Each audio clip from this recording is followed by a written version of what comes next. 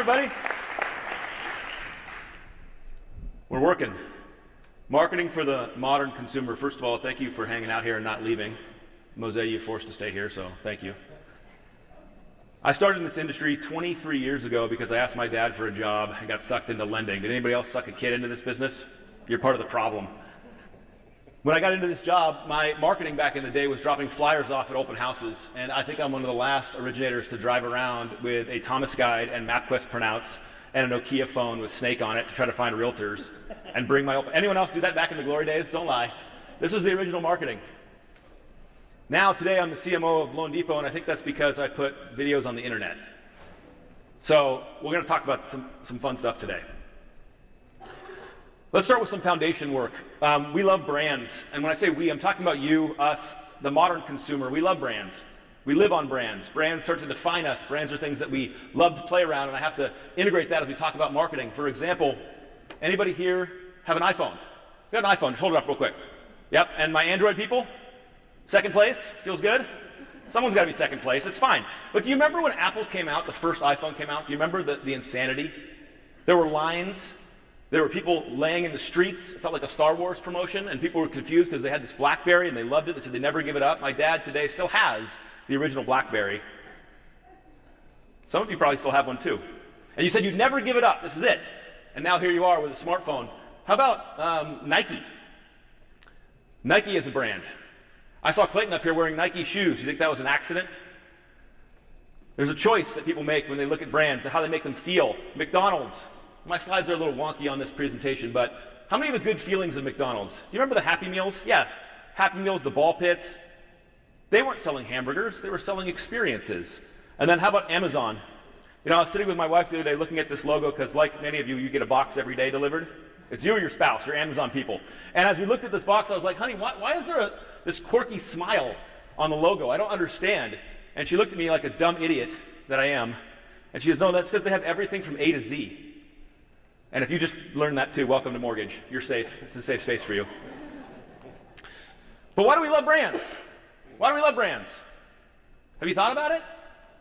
Who remembers when COVID happened and Amazon went to like 7 days delivery? Was everybody pissed? America was like in an uproar because they're reliable. Even though Amazon's killing the hardware store, the mom and pop store down the street, we loved it. We still purchase from it. They're consistent. My slides are really terrible right now, but that's okay. And they give us the feels. They do. They represent things for us. Are you guys with me on this? You recognize brands and the place they play. It's important. But we also love humans. Anyone married? You love humans. We do. I had my hip replaced November of last year. You think the human that did that was important to me? Has anyone done LASIK before? Had their eyes lasered? Did the who you work with matter at that point? You're going to be in a pretty vulnerable position. So we love people. Why? Because they have wisdom. A lot of brands lack wisdom. They're very transactional. They can get you a hammer in an hour, but if it comes down to something serious, something you need consultation with, man, we really like people. They have creativity. Brands and technology lack creativity, and they also give us the feels. Because we love humanity. How many of us missed people during COVID? Zoom sucked. Is that fair? And now we get a chance to go back into it. So let's talk about marketing and why my slides are so terrible on this. I'll tell you what, you're never going to forget this one, though. What's the purpose of marketing? For this presentation, this conversation, I'm going to make it simple. I want you to just come with me on the train because they're my slides and you have no choice. So here's a purpose of marketing I'm going to give you. Establishing trust. Establishing trust. Remember the old adage, people do business with people they like, know, and trust?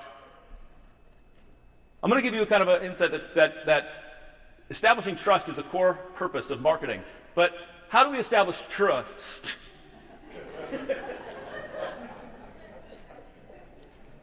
Does anybody know? Does anyone want to posit a guess on how you establish trust? Time? Yeah, my man. Who said that?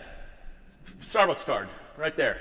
100% consistency. Now, of course, we can establish trust because a friend tells us that, hey, so-and-so's great, or this company's great, or I had a good experience there. But lacking that, all we have at the end of the day is consistency as a method to build trust. So when you talk about marketing, you talk about our objective, you have to layer in consistency. I can tell you right now to think of an insurance company.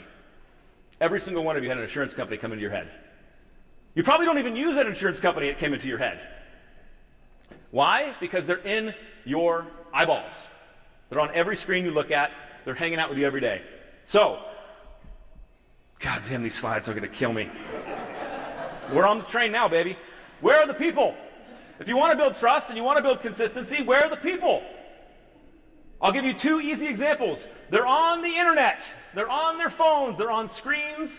And they're in the physical world. I know, that's a genius statement. You can take a picture of this amazing slide. I changed your life forever. But let's kind of unpack this. So, the digital. Okay, this slide's, the next one's going to blow your mind because it's just, you can't even read it. You know, it looked really good on the airplane coming here. I'm telling you, it was on point. But let's talk about this for a second. Bring your phones out again. In fact, I know you have them with you. I know you have them with you because there's a thing called like phone, you know, if your phone's across the room, you start having a panic attack. So you got your phone, right? Okay, open it up. I want you to go to, I don't know where your Android people go, okay? So I don't know where you go. But for Apple people, go to settings, and right there on settings down below, I can watch you, I can see you. Right down below, there's a little hourglass, and it says screen time. I want you to click it. Oh no. No, we're on the ride together. Don't hide from that. Who hides from the screen time alert you get every week? It comes up, you're like, screw that negativity. I don't need that. You look at it. So, who's gonna be bold? What's your screen time? 4 hours. 4 hours. Do I have 5? 6? 7? More higher? What do we got? Who wins? Who wants to take on the king of screen time? 12 hours, Mose, I think you win. Do we have anyone beat 12? I average 10, and I know I have a problem. My wife tells me that. I don't need your help. Thank you. But look at this. Does this surprise anybody? The average person spends 6 hours and 58 minutes. Let's just say 7. We're salespeople. Round it up. On the internet, on screens connected to the internet. Does that surprise anybody?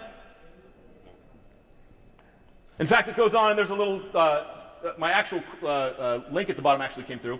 3.5 hours are on their mobile phones and 3.5 hours are spent on computers. So if you're asking where are the people, where do marketers need to spend their time, where should your company spend their time, this is where the people are. Anybody surprised by this? Or anybody disgusted a little bit by this? I'm just going to share with you a theory here that I think is absolutely true, that we are, as a society, we are going more and more into screen time. Anyone have little children? What happens when you take the iPad away? Is it World War IV?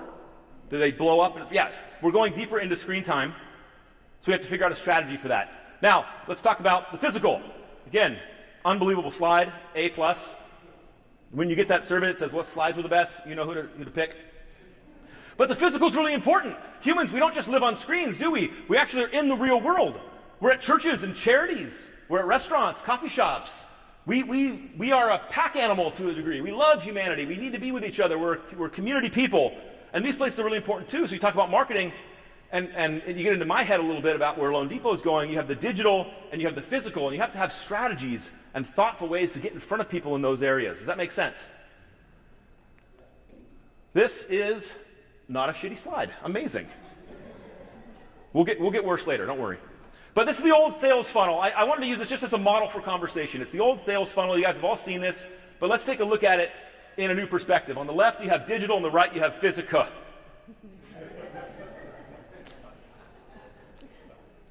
You're welcome. And as you kind of go down this, I'm going to stay high level here for a second, but you kind of have this retail and this digital or direct strategy, and both are important. Today, this stat blew my mind. Today, our direct contact center, I looked at it last week, like on Thursday, made 940,000 calls in one day to people that pushed buttons on the internet that wanted questions about a home loan. In one day, 940,000 people. And now, my background, I'm a retail, sales, mortgage guy. I drove the streets, meeting realtors, handing out flyers, kissing babies, cookies and open houses. Consumers, though, are going to do what they want to do. We can force them down sales paths, but if they don't want that, they will just off-ramp. They will just disconnect. And the interesting thing on the digital side, 940,000 calls in a day, but guess what's happening today? No one's going to be surprised by this. Humans, you, don't answer your phones anymore. Fair? How many calls a day are you getting from random numbers? Thank God they're marking them spam now for us. but it's insane. So you need new solutions, but there's still problems on the retail side, the in-market side. I do this conversation about comparing Blockbuster to Netflix, and you know what retail lending looks like a little bit? Blockbuster. Big, empty offices that COVID kind of decimated, took out everybody. Are customers going into offices anymore to meet loan officers? Some. But has the market changed? Who survived the last down cycle in 2008? By just a show of hands. I can see your hands. Who survived it? Who's surviving this one? What, baby? I hope so. There's nothing constant in mortgage except for change. And you have to be paying attention to how customers are telling you they want to transact. I put telephony up there and chat DMs. One of our first steps into AI is with chat. I'll tell you a story on that later, but humans want to interact the way they want to interact. And if you don't provide them opportunities for that, they're not going to work with you. Let me give you three standouts as we kind of wind down here. God, it's such a good slide because you can't read it. Who Moved My Awareness? I have two books on my desk at all times. One is Who Moved My Cheese? Is anyone familiar with that book? It's the stupidest little book, but man, it's so good. It's so good to remind us of the basics because the world changed. Does anyone remember when the multiple listing services was private? Do you remember this? And when you wanted information as a mortgage professional or as a consumer, you wanted information, where'd you have to go? To a realtor. Or you had to open up the Sunday hot sheets to find the open houses in your market. You just didn't have access to information. And then fast forward to 2023 and you have everything in your pocket. I moved in November 2020 like a lot of crazy people. And when I moved, I contacted my favorite realtor who I'd worked with as a loan officer. And I said, hey, I want to move into this marketplace. Sound familiar? Sounds like a lot of consumers. I want to move into this marketplace. This is the school. This is the neighborhood. This is where my wife and I want to be. And he said, great. And he signed me up for a list alert. Sound familiar? I got 4 list alerts from online aggregators like Zillow and Realtor.com faster than I got his. So my conversation with him wasn't, I don't need you to send me new listings. I know when they're happening. I need you to find me something before it lists. The world is changing. And so when you talk about Who Moved My Awareness, one of my number one strategy here that you guys can't read, if you looked back on the local versus digital slide, if you think back on that slide, there's something really important there that you have to understand. The world has become an internet-first society. It's a viewpoint, personal viewpoint, but stay with me on this. Internet-first society. In a previous world, we used to ask our friends and our colleagues and our coworkers and our parents, and what should I do? Who should I use for real estate? Who should I get my loan with? And we got referrals, and we were a referral-centric society. And now we go to the internet. And in those places, we're looking for information. And so one of my huge opportunities as CMO is I got to get local professionals to understand that and put themselves into the digital space. Because people do business with people they like, know, and trust. But if a local professional is sitting down, hiding in their office, and they're not putting themselves out for people to get to know, to get to like, to get to trust, they're minimizing their opportunity for success. So any organization out there has to empower salespeople to be brand ambassadors, to put themselves out, to showcase their expertise, their personality, what they care about, Mosaic. The other book on my desk is How to Win Friends and Influence People. Anybody read that book? Dale Carnegie. It's so old. Oh my God. I think it's in like Sanskrit still.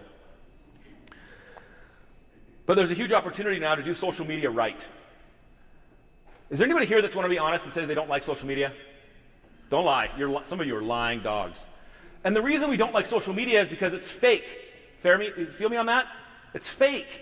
Or it's just humble bragging. Or it's just people talking about how good they look. Or pictures of their food. Or whatever. It's like, look, I've taken family pictures with my 12 and my 10-year-old. The family pictures are not what's happening around the picture time. Okay, there's bribery, there's threats and tears and marshmallows. That's a huge family hack for anybody, marshmallows. It's a disaster, and then we have this perfect picture that we post on Instagram. Brands and individuals all do this wrong. Brands, my biggest criticism and opportunity for anybody listening, they just talk about themselves. Here's a new award, here's how good I look, here's how great my company is, here's my thing. Loan officers posting about, here's my I closed on time in 2 days, I got approval in 2 days. No one cares! Because they care about their problems and their issues and their stresses. On social media, help people. If you're a brand or an individual, help people, and you'll find it's a ticket to your business. I'm almost out of time. Last thing is be a student of your own experience. We're running some social media campaigns around education, and we built a really kick-ass landing page. And the second the landing page got put out into business and put in front of customers was the second everyone stopped engaging with us and disappeared. The second the landing page was active, everyone disappeared. You know why? They wanted to talk to us over direct message. They were happy there. They didn't want to get on the landing page. They didn't want to get sucked into a machine. They knew intuitively the second they put something in there, man, someone's going to come after them. And they're not wrong. So be a student of your own experience. What you're experiencing is probably right. I put down there, everything is made up. Everything's made up. So challenge it. Listen. If someone gives you a great idea, take it, run with it, but be a student of your own experience. And the last thing, and I'll get off the stage with these amazing slides. I think the best thing we can do as marketers, as leaders, as salespeople, is we can put ourselves into other people's shoes. So often we drink our own Kool-Aid, and we forget that there's other people out there that we are serving or that we are marketing towards, and we need to get out of our own shoes and stop thinking we are the gurus, stop thinking we know everything, and put ourselves in their experience. Ask ourselves what they want. And the more we can put ourselves in our customer shoes, in our sales force's shoes, in our partner shoes, the more we have an opportunity to make an impact in marketing today. Thank you. Appreciate you guys. Have a wonderful day. Take care.